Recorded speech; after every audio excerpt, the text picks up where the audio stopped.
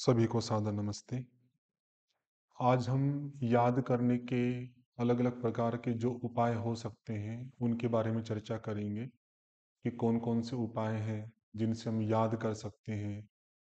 जो याद किया है, उसको लंबे समय तक कैसे याद बनाए रखा जा सकता है।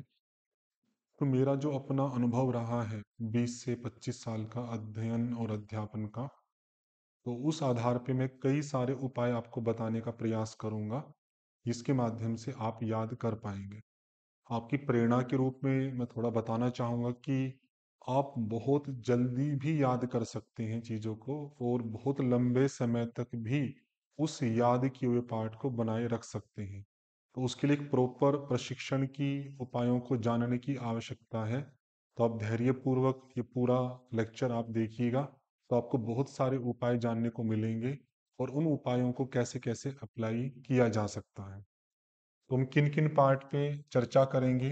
एक तो याद करने के अलग अलग उपाय, याद करने के विभिन्न उपाय क्या हैं,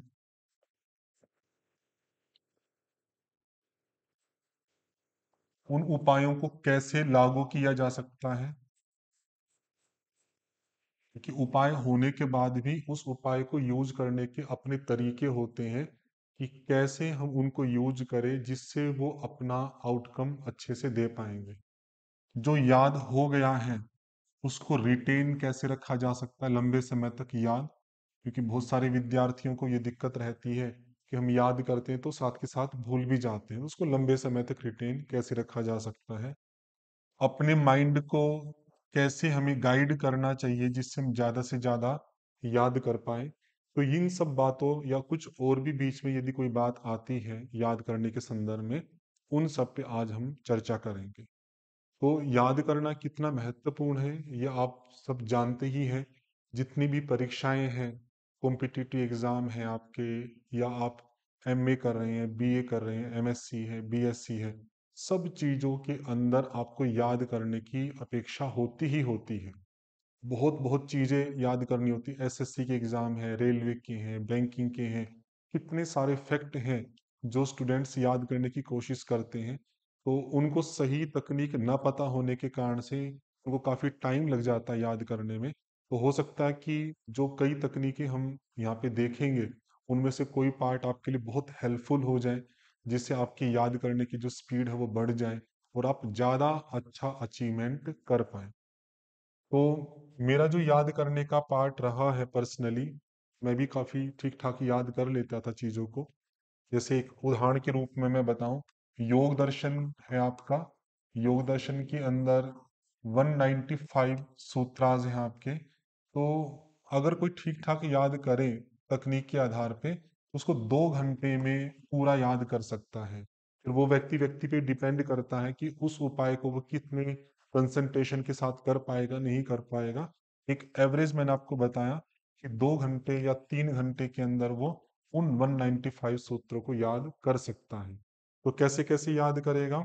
तो पहला पॉइंट जो हमारा है इसमें, हमें अपने माइंड को पहले निर्देशित करना है कि कई बार हम पढ़ने बैठ जाते हैं तो हमारा कोई लक्ष्य नहीं होता। बस लगता है कि हाँ बैठ गए, अब याद करेंगे। कभी याद करने लगते हैं, कभी समझने लगते हैं, कभी कोई पुस्तक देखते हैं, कभी कोई पुस्तक देखते हैं। मतलब एक विषय के ऊपर हमारा मस्तिष्क जो है वो केंद्रित नहीं रहता कि हमें करना क्या है। हमें अपने करने के पार्ट का भी कभी कभी नहीं पता रहता।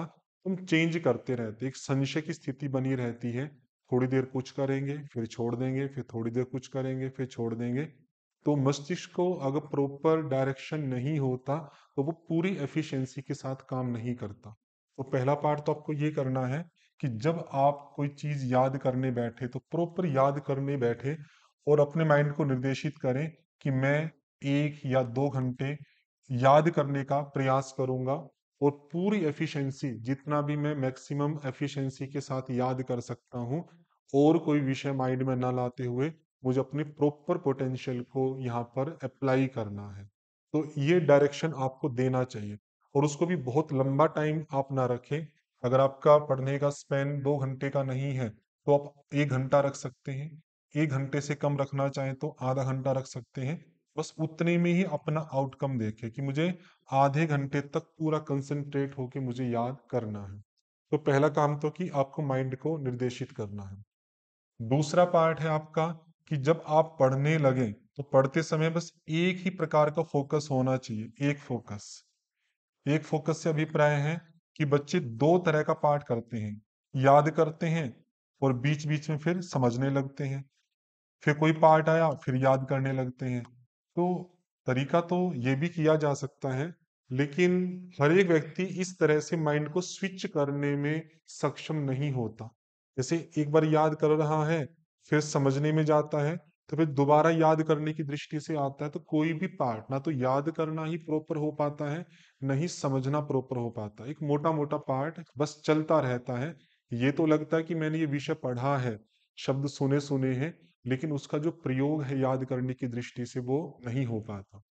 तो हमारी जो प्राचीन शैली रही है पढ़ने की, उस शैली में क्या होता है, पहले मेमोराइज किया जाता चीजों को, याद किया जाता है, और याद करने के बाद में जो समझने का पार्ट है वो बहुत ही इजी हो जाता है। यदि हम उसी शब्दों की व्याख्या पढ़ रहे हैं, जैसे योग सूत्र की हम बात करें, यदि आप पहले योग सूत्र याद कर लेते हैं चारों पाद, तो उसके बाद जब आप उसकी व्याख्या पढ़ोगे तो आप मान के चलिए वो व्याख्या आप बहुत ज्यादा अच्छे से समझ पाएंगे। सूत्रों के बीच में जो एक कंपैरेटिव स्टडी है वो कंपैरेटिव स्टडी कर पाएंगे, और जो समझ का जो पार्ट है वो लंबे समय तक आपको रिटेन रहेगा। और एक बार में इतना अच्छा आप समझ सकते हैं कि जितना आप बिना याद की अगर आप दो बार तीन बार समझते हैं तो उतना अच्छा आप नहीं समझ पाएंगे। कारण क्या है कि यदि आपको सूत्र याद हैं या जो भी शब्द हैं सूत्रों को वो याद हैं, तो समझने में आपको शब्दों पर मेहनत नहीं करनी है, क्योंकि शब्द तो आपकी मेमोरी में पहले से ही है। आपको जो मेहनत करनी होगी उनकी अंडरस्टैंडिंग, उनकी रिलेशनशिप, उनकी मीनिंग, और उसका जो भी एनालिटिकल आपका व्यू है उस पे आपको ध्यान देना है। और वो ध्यान आप बेटर दे पाएंगे क्योंकि आपकी मेमोरी में जो भी उन सूत्रों से रिलेटेड शब्द हैं वो पहले से फीड है। वो फीड होने के कारण से अब आपकी अंडरस्टैंडिंग डीप भी होगी और वो इजी भी होगी। तो उसी प्रक्रिया को यदि आप फॉलो कर पाए बहुत बेटर है। तो मैं कहूंगा कि यदि जो जो व्यक्ति, जो जो विद्यार्थी पहले याद करने वाले पार्ट को यदि कर सकते हैं अप्लाई, तो वो याद करें। और जिस समय याद करें तो पूरी ऊर्जा, सारे सेंसेस, सब कुछ उस याद करने के पार्ट में ही रहना चाहिए। स्विच नहीं करना फिर आपको कि चलो अब थोड़ा याद किया, अब इनके अर्थों को समझते हैं, फिर कुछ याद करते हैं, फिर समझते हैं। इससे प्रक्रिया तो चल रही है लेकिन जो मैक्सिमम आउटपुट आपको चाहिए वो आउटपुट आपको प्राप्त नहीं हो पाएगा। तो आपको एक ही काम एक समय पर करना चाहिए। फिर याद करने की प्रक्रिया में जो एक तरीका है मैं आपके सामने रखना चाहता हूँ। जैसे योग सूत्र हैं आपके, तो अब इन योग के सूत्रों को हम सीक्वेंस वाइज याद करने का प्रयास करेंगे कि कैसे इनको याद किया जा सकता है। पहला पार्ट तो है कि आप जब भी कोई सूत्र पढ़ते हो, हम अष्टाध्यायी याद करते थे गुरुकुल में, 4000 के आसपास सूत्र हैं, तो हम काफी काफी सूत्र याद करने का प्रयास करते थे। जो मैंने पर्सनली यूज किया है मैं अपने याद करने में, वही तरीका मैं आपके सामने रख रहा हूँ। कि जैसे दो तीन सूत्रों का या पांच सूत्रों का आप ग्रुप लें, उस सूत्र को पढ़े, अथ योगानुशासनम योगश्चित्त वृत्ति निरोधा। उन तीन चार सूत्रों के पढ़ने के बाद में जो भी कोई एक सूत्र आपको ऐसा लगता है कि आपको ध्यान में बन रहा है, आपको याद हो रहा है, उसको ही पकड़ लो। मान लो कि आपको लगता है कि ये सूत्र मेरे माइंड में सेट हो रहा है याद करने की दृष्टि से, तो फिर आपको बार बार ये आग्रह नहीं करना है कि मुझे पहले पहले वाला ही सूत्र याद करूंगा, फिर दूसरे पे जाऊंगा, फिर तीसरे पे जाऊंगा। उस पे नहीं। जो चीज जहां पर याद हो रही है नेचुरली, सरलतया, इजी पार्ट में, आपको पहले उसको वहीं पर ही याद कर लेना चाहिए। हम आगे और उदाहरणों से भी देखेंगे इस बात को।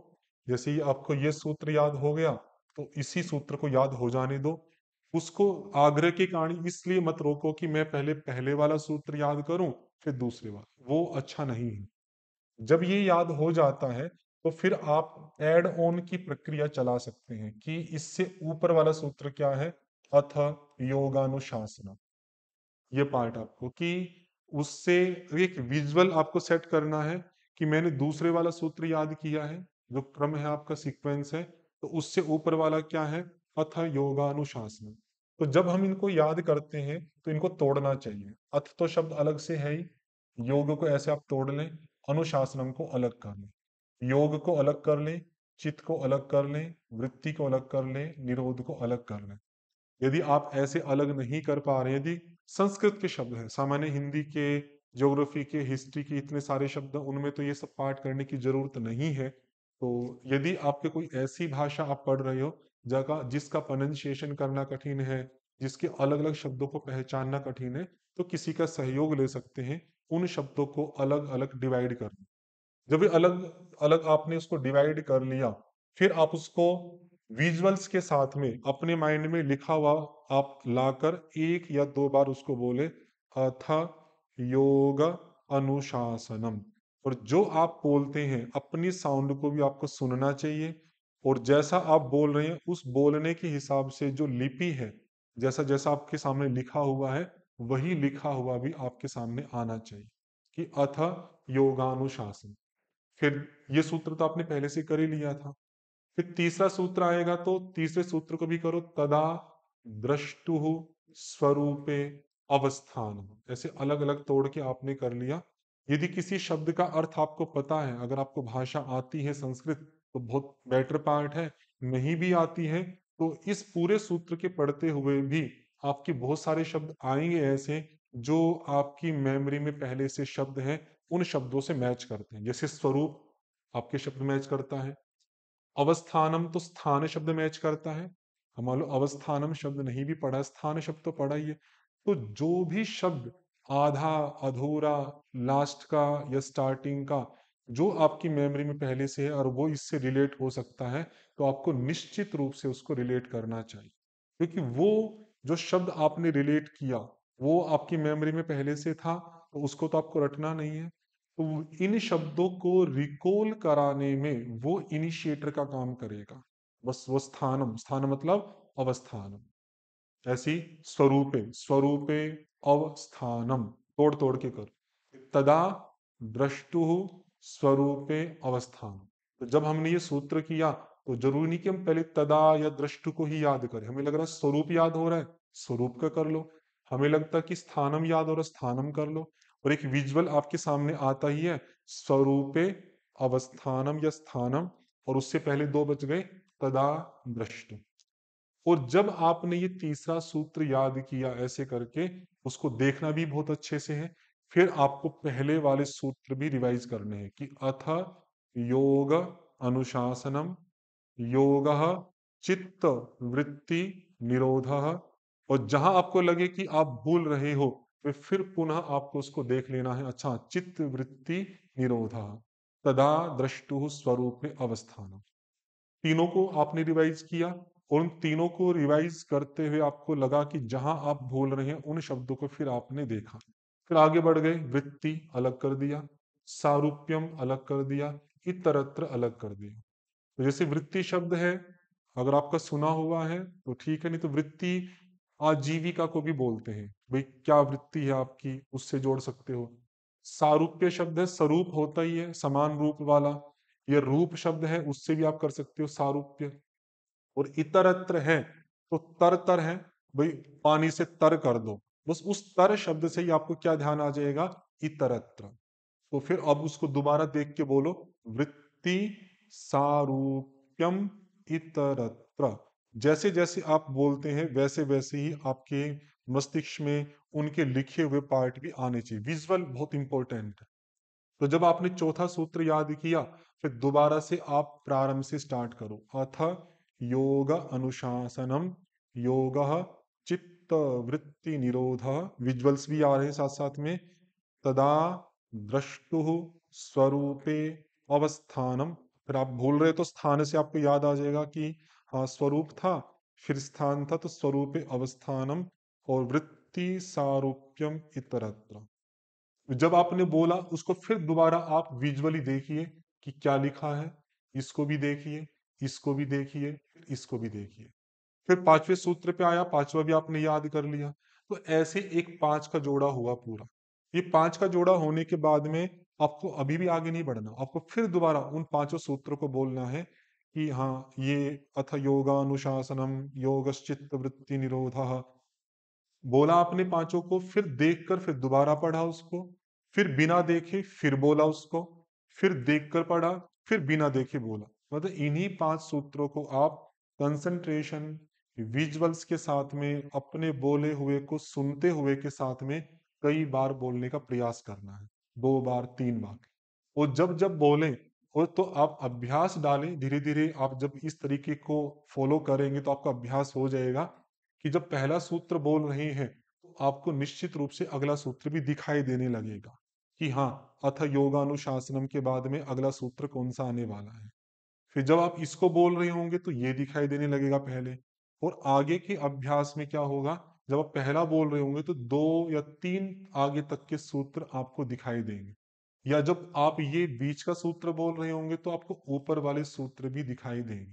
मतलब जो मेमोरी है आपकी, वो एक सिंगल वर्ड तक सीमित ना रहकर कई वर्ड की बिल्डअप करती है, बिल्डिंग करती है, वो बिल्डिंग ब्लॉक्स बन जाते हैं। हाँ, ऊपर का पार्ट ये है मेमोरी में और नीचे का ये है। हम आगे वाले शब्द पर जाने पर पिछले वाले शब्द को छोड़ते हुए नहीं लगते हैं, हम ऐड ऑन करते हैं कि वो शब्द भी आपकी मेमोरी में बना हुआ है और अगले शब्द को भी आप रिकॉल कर रहे हैं। ये एक बहुत बढ़िया उपाय है और इससे आपकी मेमोरी बहुत लंबे समय तक बनी रहेगी। फिर आपने ये 5 का जोड़ा पूरा करने के बाद जब आप छठे सूत्र पे आते हो, तो आपने इसको भी उसी तरह से याद किया। फिर आपने जब छठा याद किया तो फिर दोबारा से आप इन 5 सूत्रों को बोलो, फिर छठा बोलो। फिर आप 7वें पे अगर जब आते हैं, वो 7वां आपने याद किया, फिर दोबारा से आपको वही करना है कि पहले 5 को बोलो, छठे को बोलो, फिर 7वें को। ऐसे करके अगला भी 5 का जोड़ा आपने कर लिया। तो जब ये पूरा हो जाए, फिर इन 5-5 के जोड़ों को 3-4 बार, 5 बार आप रिवाइज करें, विजुअल्स के साथ में पूरा प्रॉपर, और अपने शब्दों को सुनते हुए। एक बार बिना देखे किया, फिर देख कर किया, फिर बिना देखे किया, फिर देख कर किया। तो ऐसे करते हुए, और वो भी ध्यान रखना जो मैंने शुरुआत में बात रखी थी कि जब आप इनको पढ़ रहे हो तो आपको लगता है कि छठे के बजाय 7वां जल्दी याद हो रहा है। प्रमाण मुझे पता है कि कौन कौन से हैं, प्रत्यक्ष, अनुमान, आगम, प्रमाणानि। तो पहले उसी को ही याद कर लो। तो जो जहां पर पहले याद हो सकता है उसको याद करें। तो ये मार्ग होता है सरल से कठिन की ओर। हो सब जाएंगे धीरे धीरे करके, लेकिन शुरुआत आपको क्या करनी है, जो इजीली याद हो सकता है उसको करें। फिर उसके बाद में उससे थोड़ा सा मॉडरेट, फिर उससे हार्ड, और आप देखेंगे धीरे धीरे करके वे सब चीजें याद हो जाएंगी। और जो शब्द आपको कठिन लगता है, मैंने आपको बताया, मान लो कि ये शब्द आपको लग रहा है विपर्य, तो जैसे विपर, विफर या पर, ये शब्द हैं, तो आपकी मेमोरी में बहुत तरह की हैं, इंग्लिश के शब्द हैं, हिंदी के हैं, या जो भी आपकी रीजनल लैंग्वेज है, उसमें कोई थोड़ा बहुत भी अंश अगर आपको जुड़ रहा है, मैं आपकी मेमोरी से उसको आप जोड़ सकते हैं। उसके जोड़ने से ये शब्द आपको एक इनिशिएटर के रूप में, वो आपका मेमोरी में जो शब्द है वो रिकॉल कराने में हेल्प करेगा। तो मैंने तो पर्सनली इस तरीके को बहुत यूज किया है, और मैंने काफी काफी सूत्र बहुत कम समय में याद किए। तो ये तो हुआ पार्ट आपका, जब आपने उसको याद कर लिया तो आप देखें कि आधे घंटे में कितने सूत्र याद हुए। तरीका वही रखना है। आप मान लीजिए कि आपने ये याद कर लिए, इसके बाद फिर अगले 5 पे गए आप, इस वाले पे 11 से 15 तक का पार्ट, फिर आपको पहले वाले रिवीजन करने हैं, फिर बाद वाला। ये प्रक्रिया आपको कभी भी नहीं छोड़नी। अगर आपको लगातार याद करते 2 घंटे हो गए हैं, तो आपको वही प्रोसेस बार बार अप्लाई करना है कि एक सूत्र आगे बढ़ो, पीछे का याद करो, पीछे का रिकॉल करो, फिर अगला बढ़ो, फिर पीछे का रिकॉल करो। और प्रॉपर एक ग्रुप वाइज 5-5 के, 3-3 के, 4-4 के, 5 एक स्टैंडर्ड ग्रुप चलता है, उस ग्रुप में आप उसको बना के रखें। जब आपका वो ग्रुप पूरा हो गया, फिर उन जितने भी 2 या 3 या 4 ग्रुप बने आपके 5-5 के, उनको फिर लगातार 3 बार 4 बार विजुअल्स के साथ में आप रिकॉल करें, देखकर बिना देखकर, देखकर बिना देखकर। जब एक बार आपने ये याद कर लिया, फिर उसके बाद में, जैसे मान लीजिए कि आप अभी याद कर रहे हैं और 2 घंटे में आपसे मान लीजिए कि 70 सूत्र आपसे याद हुए, एक बाद आपका याद हो, फिर हम क्या करते हैं, गलती दूसरी, कि याद करने के बाद हमें लगा कि याद हो गया और अब उसको हम कई दिनों तक छोड़ देते हैं। तो ऐसे विद्यार्थी व्यक्ति मिलना कि एक बार याद किया और बहुत लंबे समय तक याद रहे, बहुत रेयर है। हम जैसे जो सामान्य व्यक्ति हैं, हमें चाहिए कि उसका प्रॉपर रिवीजन भी चाहिए, क्योंकि अभी जो मेमोरी बनी है वो उतनी पक्की मेमोरी नहीं है। उसमें उसके हमने संस्कार बनाए तो हैं बार बार रिवीजन करके, लेकिन अभी भी और गहरे संस्कार के लिए कई बार रिवीजन की आवश्यकता है। तो मान लीजिए आज आपने वो रिवाइज किया, एक समय लूं, 12 से 2 के बीच में दोपहर में आपने 17 सूत्र याद किए। तो वो जब आपने 70 सूत्र याद किए तो मैंने कहा उसको लास्ट में भी कई बार आपको रिवीजन देना चाहिए, 3 बार 4 बार, उन 70 को इकट्ठा ही, उन शब्दों को। फिर शाम के टाइम पे मान लो कि 7 बजे 8 बजे फिर आपको उसका एक रिवीजन दोबारा देना चाहिए। जब सुबह आप उठते हैं 4 बजे 5 बजे एक रिवीजन फिर उसका दोबारा देना चाहिए विजुअल्स के साथ में। वो तो जब मान लीजिए कि आप रिवीजन दे रहे हैं, मान लो शाम को आप 7 से 8 उसको रिवाइज कर रहे हैं, तो आपको देख कर भी रिवाइज करना है और बिना देख कर भी। उस समय भी 2-3 बार करें और कोशिश करें, एक पॉइंट बोल रहा मेन, कि उसकी स्पीड बढ़ाएं। स्पीड बढ़ाएं, विजुअल्स को थोड़ा और क्लियर करें। तो जितना आप स्पीड से उसको बढ़ाते जाएंगे, आपका कंसंट्रेशन भी बढ़ता जाएगा। ये मेरा पर्सनल अनुभव है। तो बहुत सारे विद्यार्थियों को हमने याद करा इस तरीके से, तो कंसंट्रेशन बढ़ता है। जब हम धीरे धीरे करते हैं इन चीजों को, स्टार्टिंग में धीरे धीरे होगा, ठीक बात है, लेकिन जैसे जैसे आपकी रिवीजन बढ़ती जाएगी, आपका रिकॉलिंग की स्पीड बढ़ती जाएगी। स्पीड बढ़ेगी तो कंसंट्रेशन भी बढ़ेगा। और चाहे तो अगर आपको अनुकूल लगता है तो आंख बंद करके आप उसको याद करने का या रिकॉल करने की कोशिश कर सकते हैं। तो देखकर भी करना है, बिना देखकर भी करना है, स्पीड बढ़ानी है, और 3-4 बार लगातार आपको ये प्रोसेस फॉलो करना है एक ही टाइम पे। अगले दिन उठते हैं, तो उठने के बाद सुबह वही 5 बजे या 6 बजे या 4 बजे जब भी उठे, फिर आपको उस पार्ट को फिर दोबारा रिवाइज करना है, उसी तरह से देखकर, बिना देखकर और स्पीड से। हर रिवीजन के साथ में आपको ये इवेलुएट करना है, मूल्यांकन करना है आपको, कि कौन सा पार्ट मुझे याद हो गया और किस में मैं अटक रहा हूं। ये भी बहुत जरूरी पार्ट है। कितना है, मान लो कि 70 सूत्र आपने किए, आपको लग रहा है कि 60 सूत्र तो बहुत फ्लो में आ रहे हैं, कोई दिक्कत नहीं है, विजुअल भी प्रॉपर है, स्पीड भी बनी हुई है। ये 10 सूत्र हैं बीच बीच में कहीं जिसको रिकॉल करने में दिक्कत होती है। तो आपको इन 10 सूत्रों पे एक्स्ट्रा एफर्ट देना चाहिए। अगर आपने ऐसा इवैल्यूएशन नहीं किया, सबको सेम ही आप याद करते रहे, तो ये इनको पक्का होने में हो सकता है बहुत टाइम लग जाए, और हो सकता है ये पक्के ही ना हो, पूरी वो कमजोरी जो बनी हुई थी उसी कमजोरी के साथ ही आगे चलते रहें। अगर आपने इवैल्यूएशन किया, प्रॉपर पता लग गया कि जिन जिन सूत्रों में आपको रिकॉल करने में दिक्कत है, और उस पर आपने प्रॉपर ध्यान दे दिया, तो 1-2 बार 3 बार के रिवीजन में वो कमजोरी आपकी दूर होती जाएगी।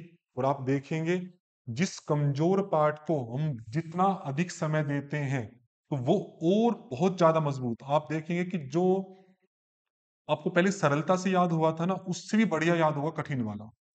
ये भी मेरा अनुभव रहा है कि जो चीज आपको बहुत सरलता से याद हो गई थी, उसमें जितनी पकड़ होगी, उससे ज्यादा पकड़ होगी आपकी जो कठिन लगा। क्यों? क्योंकि उस पे एक्स्ट्रा फोकस आपका जाएगा, बार बार फोकस आप उसको कर रहे होंगे। तो ये हुआ, सुबह रिवीजन किया। फिर मान लीजिए जब 12 से 2 की ही समय को मैं लेकर चलूं, उस समय जब नया विषय आप याद करोगे, उससे पहले फिर 1-2 रिवीजन दोबारा देनी चाहिए। मतलब नया जो विषय आप याद करते हैं, उस नए विषय को 4 से 5 बार आपको प्रॉपर रिवीजन देनी चाहिए, 4 से 5 टाइम। और हर टाइम में 4 से 5 बार कम से कम उसको रिवीजन दें। तो आप ये मत समझिए कि इतना टाइम हम क्यों लगा रहे हैं। ये जो पहली बार में आपने 2 घंटे में 17 सूत्र याद किए, वो हर बार उतना नहीं लगेगा। जब आगे आप रिवीजन करते जाएंगे, उसका लाभ क्या है, आपकी स्पीड बढ़ती जाएगी, बहुत ज्यादा स्पीड बढ़ जाएगी। और उसकी दृढ़ता, कि वो कितना मजबूत आपको याद है, ये दो चीजें आपकी हर रिवीजन के साथ बढ़ेगी। तो अभी जितना आप टाइम दे रहे हो, वो टाइम जा रहा है, कोई बात नहीं, लेकिन आगे आपको इतना टाइम नहीं देना होगा। जैसे 4-5 दिन इस प्रोसेस को आप फॉलो करोगे, फिर आपको 4 बार रिवीजन नहीं करना है, आप एक बार ही रिवीजन करें। जब आपको इस तरह से 10-15 दिन हो जाएंगे, फिर आपको डेली भी रिवाइज नहीं करना, फिर आप उसको 4 दिन 5 दिन की गैप दे के रिविजन कर सकते हैं। लेकिन अगर अभी याद करके अभी कुछ दिन तक आपने उसको रिवाइज नहीं किया, तो आपकी जो मेहनत की गई थी याद करने की, वो सब बेकार हो जाएगी। कोई विद्या जो आती है ना, धीरे धीरे आती है। शनै कंथा, शनै पंथा, शनै पर्वत लंघनम, शनै विद्या, शनै वित्तम, पंचेतानि शनै शनै, कि पांच चीजें धीरे धीरे ही प्राप्त होती हैं। उसमें विद्या भी आपका पार्ट है। आप ऐसा ना समझे जल्दबाजी का पार्ट, धैर्य नहीं खोना है, मैं फटाफट सब पढ़ लूं, फटाफट सब याद हो जाए, ऐसा कुछ नहीं होता फटाफट। एक साधे सब सदे, धीरे धीरे साधोगे तो आप देखेंगे कि थोड़ा थोड़ा याद करते जाओगे तो 1 डेढ़ महीने बाद आपका बौद्धिक विकास भी होगा।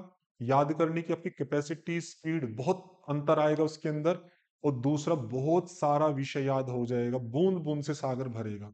और शुरुआत में जल्दबाजी में आपने कोशिश की तो आपको थोड़े दिन तो आपको लगेगा मैं बहुत कुछ पढ़ रहा हूं, लेकिन आपके मस्तिष्क में वो स्थिर नहीं रहेगा, आप भूल जाओगे। और एट लास्ट आप देखेंगे पहले से कई गुना ज्यादा मेहनत करनी पड़ेगी। जैसे इसी एग्जाम्पल में रखूं कि 70 सूत्र आपने जब याद कर लिए और आपने आज याद करके उसको छोड़ दिया, 3 4 दिन तक रिवाइज नहीं किया, नए नए सूत्र ही आप याद करते रहे, तो पहले वाला तो आपका लगभग लगभग गोल हो गया। उसमें से बहुत सारा विषय आप भूल चुके हैं। दोबारा फिर कई घंटे लगा के आप उसको फिर याद करोगे, और फिर उसको याद करोगे, फिर नए जो याद किए हैं उनको भूल गए हो। तो ऐसे ही आप पिष्ट पेषण करते रहोगे, कभी उसको याद कर रहे हो, कभी आगे का याद कर रहे हो, पीछे का, लेकिन कोई भी प्रॉपर याद नहीं रह पाएगा। तो उससे अच्छा है कि एक बार जब हम मेहनत कर रहे हैं तो प्रॉपर उस पर मेहनत करें, धैर्य रखें, समय एक गुजरने दें। एक समय के बाद में आपके पास बहुत सारे नई तकनीक होंगे, नया सामर्थ्य होगा, नया उत्साह होगा, और बहुत सारा विषय होगा जो आपके मस्तिष्क में याद होगा। तो ये प्रक्रिया अपनानी चाहिए। मैंने अपने जितने भी याद किए हैं पार्ट में इस चीज का बहुत प्रयोग किया है। मैं रिवीजन का, मुझे लगता था कि जो मुझे याद करना है तो लगातार रिवीजन, 1 बार 2 बार। वो सुबह उठते ही, जैसे गुरुकुल में मैं पढ़ा हूँ तो 4 बजे जैसे उठते थे, तो उठते के साथ में ही रिवीजन स्टार्ट हो जाता था। जब तक दिनचर्या हमारी पूरी होती थी तब तक हम उस विषय को जो जो भी पहले पढ़ा हुआ है हम याद कर लेते थे। तो मान लो कि ये एक दिन का पार्ट हुआ, फिर दूसरे दिन भी मान लीजिए आपने सूत्र याद किए, और मान लो कि 60 सूत्र आप याद कर पाए, या 70 कर पाए, या 80, जो भी आपका पार्ट रहा। तो जो नया याद किया है आपने उसको फिर उसी तरह से 4 टाइम, आपको 4 से 5 बार रिवीजन देना, हर टाइम 4 से 5 बार। और जो पुराना पार्ट आपने किया था उसको भी साथ में ऐड कर लेना उसके, कि जब इसको रिवीजन करोगे तो 2 4 मिनट उसके लिए भी आप निकालें कि उसके साथ में रिवीजन करें। पिछले वाले को छोड़ना नहीं है, जो भी पहले का याद किया है उसको ऐड ऑन करना है।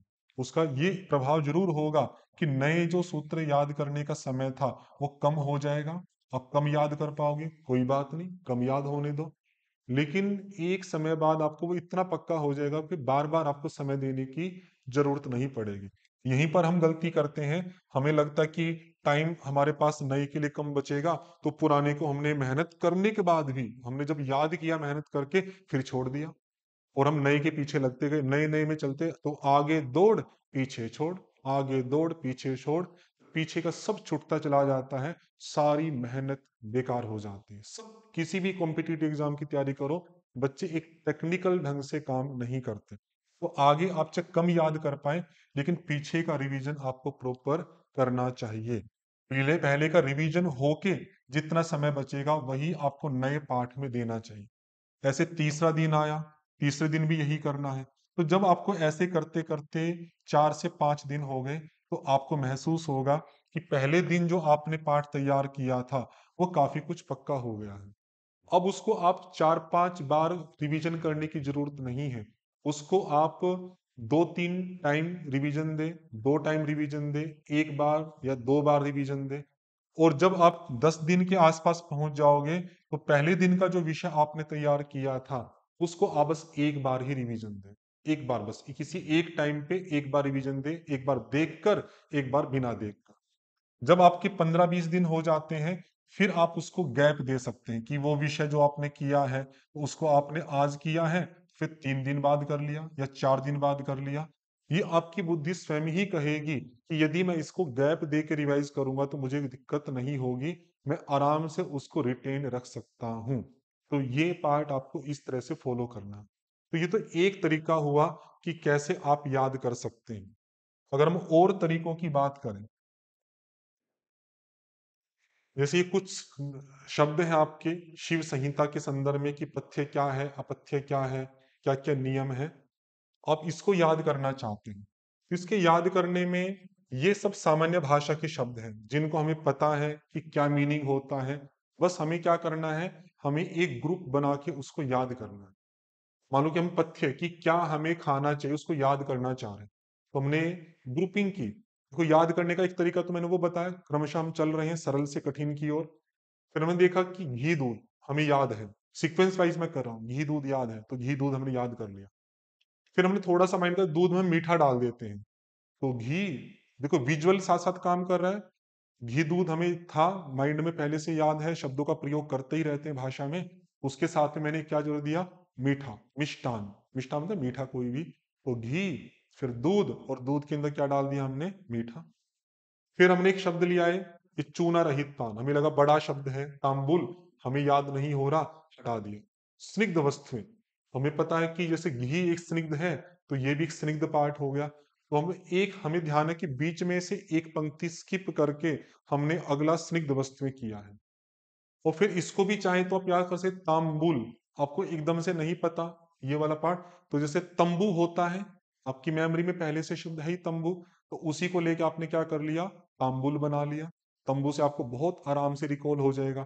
तो खासकर जो एमसीक्यूज होते हैं, वहां तो आपको प्रॉपर शब्द लिखना ही नहीं है ना, वहां तो लिखे मिलेंगे ऑप्शन। ऑप्शन लिखा मिलेगा तो आपको केवल आइडेंटिफाई करना कि कौन सा है कौन सा नहीं है।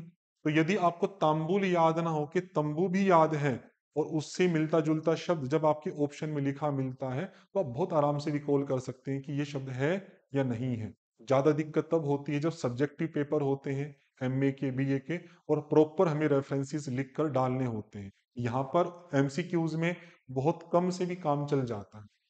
फिर हमने इतना किया, फिर रिकॉल करें उसको कि हाँ दूध, फिर घी, और फिर उसमें मीठा, सॉरी घी, पहले घी, फिर दूध, दूध में मीठा, मीठे के बाद में एक बड़ी लाइन आई थी आपकी, विजुअल्स आ रहा है, तांबुल वाला, फिर स्निग्ध वस्तु। उसके बाद है कपूर। कपूर शब्द है, हम जलाने में प्रयोग करते हैं, खाने में भी है, और कपूर शब्द का अन्यत्र भी फिल्म स्टार आदि है वहां भी प्रयोग होता है। आपकी मेमोरी में है कपूर शब्द, तो कर्पूर है तो कोई बात नहीं, कपूर आप कर लीजिए। तो ये करके फिर आप उसको रिकॉल करें कि घी, दूध, दूध में फिर मीठा, फिर वो लंबी लाइन के लास्ट में था तांबुल, तंबू वाला, फिर स्निग्ध वस्तुएं आई थी घी से जुड़ी हुई, उसके बाद आया आपका कपूर। तो ऐसे करके ये सारे शब्द आपको सीक्वेंस वाइज याद होंगे। इसका ग्रुप अलग कर दो खाने पीने का। फिर चार का ग्रुप आपने अलग किया, भाई सूक्ष्म द्वार वाला मठ, मठ मतलब रहने का जो स्थान है, कुटिया होगी आपकी, उसका जो गेट होगा, द्वार, वो कैसा होना चाहिए, सूक्ष्म होना चाहिए। तो आपके मन में थोड़ा सा वो चित्र काम कर रहा है कि मेरी कुटिया है, उस कुटिया के अंदर क्या आपका एक छोटा सा द्वार है। फिर प्रतिदिन जो भी शास्त्रों के सिद्धांत उनका श्रवण करें। फिर आप इमेजिन कर रहे हैं कि मैं कुटिया के अंदर बैठ के जो भी सिद्धांत हमारे शास्त्रों के उनका श्रवण करूंगा, दो सेट हो गए। फिर वैराग्यपूर्ण ग्रस्त का सेवन, तो इन दो को आपने अलग कर लिया कि मैं कुटिया में बैठ के, छोटा द्वार होगा, कुटिया में बैठ के प्रतिदिन सिद्धांतों का श्रवण करूं। फिर आगे आए वैराग्यपूर्ण गृहस्थ का सेवन और विष्णु के नाम का संकीर्तन। संकीर्तन मतलब जप, कि विष्णु के नाम का जप। तो आपको ये याद नहीं हो रहा, तो ये तो हो ही गया कि लास्ट में क्या था, विष्णु के नाम का जप। तो उससे ऊपर क्या था, वैराग्यपूर्ण, वैराग्य पूर्वक गृहस्थ का सेवन। तो ऐसे करके आपने इन चारों को भी किया। फिर आप पूरा रिकॉल करते हो कि घी, फिर दूध, विजुअल्स भी आ रहे हैं मेरे साथ में, दूध में मीठा, मीठा डाल दिया। उसके बाद एक लंबी सी पंक्ति के लास्ट में ब्रैकेट में था तांबुल, चूना रहित पान, फिर घी के साथ से जुड़ा हुआ था स्निग्ध वस्तुएं, और अंत में था कपूर। ये जोड़ा पूरा हो, फिर चार का जोड़ा आया। उसमें पहला आया आपका कि जो भी ये मठ होगा आपका, उसका द्वार कैसा होगा, छोटा होगा। उस छोटे द्वार के अंदर बैठ के आप सिद्धांतों का श्रवण करेंगे। फिर अंत में था विष्णु का नाम का संकीर्तन, और उससे ऊपर था वैराग्यपूर्ण गृहस्थ का सेवन। फिर आपने उन्हीं चीजों को दोबारा देखा, हाँ ये है, ये है, ये है, और जो जो आपने कुछ मैचिंग की है ग्रुप बनाने के लिए, उसको भी आपने ध्यान दिया। ये होने के बाद मान लीजिए आप अगले फैक्ट पे गए कि मुझे क्या क्या नियमों का पालन करना चाहिए मुझे अपने जीवन में, तो 7 नियम आए। इनको भी हम सीक्वेंस वाइज याद करना चाहते हैं। शब्दों पहले आपने सुने हैं, धैर्य मतलब पेशेंस हो गया, क्षमा किसी को माफ कर देना आदि, सहनशील होना, तप भी, शौच भी। मैं मान रहा हूं कि आपने ये शब्द सुने हैं। तो आपने इनको पढ़े और पढ़ के जो जहां पर याद हो रहा, अच्छा शौच मतलब शुद्धि करनी चाहिए हमें अपनी, अच्छा फिर लज्जा भी करनी चाहिए। तो मुझे इन शब्दों को पढ़ के मुझे लगा यहाँ पे मुझे याद हो रहा है, मैंने यहीं से शुरू कर दिया। शौच हो गया, फिर हमें लज्जा है। जैसे कोई कहानी भी बना सकते हैं आपका, जैसे शौच की शुद्धि अर्थ ना लेके, शौच मतलब मल जो हम निकालते हैं, और कोई खुले में शौच करोगे तो क्या आती है, लज्जा आती है। तो अपनी दो का जोड़ा यहीं पे सेट कर लिया कि शौच करने में क्या आती है मुझे, लज्जा। ये पार्ट हो गया। और मुझे फिर अब ऊपर या नीचे जो आपको पढ़ के लगता है सरल है, आपको लगा नीचे की दो को मैं कर लेता हूँ। मति, मति मतलब बुद्धि, विवेक और गुरु की सेवा। तो गुरु की सेवा आपको इजी लगा, वो याद हो गया। फिर देखते हैं आपके, हाँ भाई शौच था, फिर लज्जा था, बीच में एक छोड़ के मैंने गुरु की सेवा की। तो वो बीच का जो छोड़ा था ना, वो अपने आप ही याद हो जाता। क्या छोड़ा था, मति, बुद्धि। अब उन चारों को रिकॉल करो कि शौच, लज्जा और फिर मति और फिर आपका गुरु की सेवा। अब ऊपर की तरफ जाओ कि मुझे याद करने में धैर्य रखना है। मतलब जो भी कुछ आप बोल सकते हो, मुझे याद करने में धैर्य रखना है, परीक्षा की तैयारी में धैर्य रखना है, या धैर्य शब्द का जो भी आप एक प्रयोग कर सकते हो उस समय याद करने के लिए, आपने वो वाक्य बोला और उस वाक्य के बोलते हुए आपको धैर्य शब्द याद हो जाएगा। फिर आपने कहा हाँ, धैर्य हो गया, बीच की बच गई दो। तो तप याद होगा आपको भी, मुझे तप करना चाहिए, बिना तप की कोई बात नहीं बनेगी, मुझे सर्दी गर्मी भी सहन करनी, एक भाव लेके आए। अब बच गया बीच का एक, क्षमा। अब विजुअल काम कर रहे हैं कि हाँ भी, पहले धैर्य आया, फिर क्षमा आया, फिर तप आया, फिर जो जोड़ा आया था शौच का आया, शौच में मुझे लज्जा आई, उसके बाद एक आया आपका ये मति, और अंत में आ गया आपका गुरु की सेवा। तो इसको आपने याद किया, फिर दोबारा से देख के रिवीजन करो, फिर बिना देखे रिवीजन करो, फिर देख के रिवीजन करो। और जो जो भी आपकी कहानी या कुछ जो भी आपने सेंस जोड़ी थी, उन सेंस के साथ आप रिकॉल करें। जब आपको ये याद हो गया, फिर ऊपर वाले को भी, जो आपने था कि यहाँ पहले घी था, फिर दूध, दूध में फिर हमने मीठा डाला था, मीठे के बाद में फिर एक लंबा सा आया था लिखा हुआ, चूना रहित पान तांबूल आ गया, फिर स्निग्ध वस्तुएं, फिर कपूर। उसको रिवाइज करो, इसको रिवाइज करो। रिवीजन नहीं छोड़ना है, आगे बढ़ो तो पीछे का फिर दोबारा रिवीजन करो, आगे बढ़ो तो पीछे का फिर दोबारा रिवीजन करो। कोई बात नहीं, थोड़ा टाइम ज्यादा लगेगा लेकिन मजबूत याद होगा। और तरीका वही था जो मैंने बताया, एक बार याद करने के बाद फिर उसको 3-4 बार, कई बार रिपीट करो, डेली रिपीट करो, तब तक करते रहो जब तक वो आपको पक्का ना हो जाए, उसकी स्पीड आपके साथ सेट ना हो जाए। फिर इनको भी याद किया। तो एक तरीका ये भी है कि जो शब्द आपके परिचित हैं, उनको आपकी मेमोरी में पहले से सेट जो शब्द हैं उनसे रिलेट करो, और जो शब्द जहां पर पहले याद हो रहा उसको याद करो, फिर ऊपर नीचे करके ऐड ऑन करना शुरू करो। अच्छा ऊपर ये था, सबसे नीचे ये था, उसके बीच में ये था, उसके ऊपर ये था। तो ऐसे कई स्थानों से जब मेमोरी काम करती है तो वो शब्द बहुत जल्दी याद होना शुरू हो जाते हैं। और उन शब्दों को अपने माइंड में कुछ व्याख्या करके बोलो, अच्छा मैं धैर्य रखूंगा, मुझे तप भी करना है। तो एक जो फीलिंग आती है उन शब्दों के भाव रूप में बोलने से, तो वो उन शब्दों को याद कराने में हेल्प करती है। एक पार्ट ये हुआ। कभी कभी क्या कर सकते हैं, आपके इनिशियल यूज कर सकते हैं। जैसे धैर्य था तो आपने डी ले लिया इंग्लिश में, क्षमा था तो आपने के ले लिया, तप था तो आपने टी ले लिया, शौच था तो एस ले लिया, लज्जा था तो एल ले लिया, मति था तो एम ले लिया, और गुरु की सेवा से जी ले लिया। और इनको मिला के एक शब्द बना लिया आपने, डकैत सलम जी। डकैत सलम जी, कुछ भी जो भी आपको अच्छा शब्द लगे, डकैत सलम जी। ये क्या करेंगे, ये छोटा सा जो हिंट है डी का, ये आपको, क्योंकि थोड़ा सा तो याद किया ही आपने, याद किया तो उसका एक संकेत आपकी माइंड में है, आपको चाहिए छोटा सा हिंट, एक शब्द का छोटा सा हिंट। और वो हिंट तुरंत उस शब्द को रिकॉल कराने में आपको हेल्प करेगा। जैसे डी से तुरंत आएगा धैर्य, के से क्षमा, तप, फिर शौच, फिर लज्जा, फिर आप कम से मति, फिर जी से आपके गुरु की सेवा। तो अब आपको ये देखना है कि जिन शब्दों में आपको लगता है कि इनिशियल से काम चल रहा है, इनिशियल लगा, जहां ग्रुपिंग से काम चल रहा है, ग्रुपिंग, मेमोरी में पहले से जो शब्द है उनका, या कईयों को मिक्स करके आप करना चाहते हो तो मिक्स भी कर सकते हो। वो आप पे डिपेंड करता है, आपका लक्ष्य बस यही है कि मुझे जल्दी से जल्दी उसको याद करना है। एक तरीका तो ये वो बताया, फिर तीसरा हुआ आपका इनिशियल का यूज करते हुए। ये हो गया। फिर एक तरीका होता है कि ये शब्द आपने पढ़े, इन शब्दों को देख के आप यहाँ पे एक चार्ट बनाएं। ठीक है भाई, मुझे शौच करना है, और उनको छोटा छोटा लिखें। शौच, शौच करने के साथ में मुझे क्या रखना है, फिर बाद में शौच अगर खुले में नहीं करूंगा मैं तो मुझे क्या आ जाएगी, लज्जा आ जाएगी। मतलब शब्दों को लिखते जाएं, लिख के इधर जोड़े, इधर जोड़े, उधर जोड़े, और लिखते लिखते जो भी कुछ आप सेंस बनाना चाहते हैं बोलने में, वो कुछ भी सेंस, उसका कोई ऐसा नहीं कि बहुत विशेष कोई लॉजिक हो, आप रखो। तो इसमें यही है कि आप लिख रहे हो, इस लिखते शौच हो गया, लज्जा हो गया। हाँ भी मुझे तप भी करना है, बिना तप के बात नहीं बनेगी। और तप भी कैसे करना, मति पूर्वक करना है, बुद्धि पूर्वक करना है। फिर क्या करना, मुझे धैर्य भी रखना है, धैर्य नहीं रखा तो बात नहीं बनेगी। ऐसे शब्दों को लिखते जाओ। ये हम सीक्वेंस वाला नहीं कर रहे, बस केवल शब्द यदि आपको याद करने हैं तो ऐसे शब्दों को लिखो। लिखते हुए थोड़ा बोलो, उसकी फीलिंग लेके आओ उन शब्दों के बारे में। और एक बार दो बार आप लिखो, फिर उनको देखो, फिर लिखो। ऐसे करने से भी याद हो जाएगा। ये थोड़ा सा टाइम कंज्यूमिंग पार्ट है, क्योंकि इसमें लिखने में समय जाता है। लेकिन उसमें भी आप क्या कर सकते हैं, प्रॉपर ना लिख के ना ऐसे कर सकते हैं, बस सोच लिख दिया, धैर्य लिख दिया। मतलब आपको लगता है कि आपके पास टाइम की कमी है और आपको केवल एक अभिनय करना है लिखने का, क्योंकि कुछ लोगों का माइंड इस रूप में ट्रेंड होता है कि लिख कर ही याद होता है, ऐसा अभ्यास है उनका। तो वो पूरा शब्द ना लिख के थोड़ा सा अभिनय करो, और माइंड में कोशिश करो कि हाँ मैंने लिख दिया है। तो उससे वो एक अभिनय होने से माइंड को यही निर्देश जाएगा कि हाँ हमने लिख लिया है, तो वो हमारे याद हो गया। इस तरह से भी एक तरीका है जिसमें आप याद कर सकते हैं लिख कर प्रॉपर। तो उसमें लिखने में उन शब्दों के अर्थों को आप फील करें तो वो आपको जल्दी याद कराएगा। एक तरीका है कहानी बनाकर याद करना।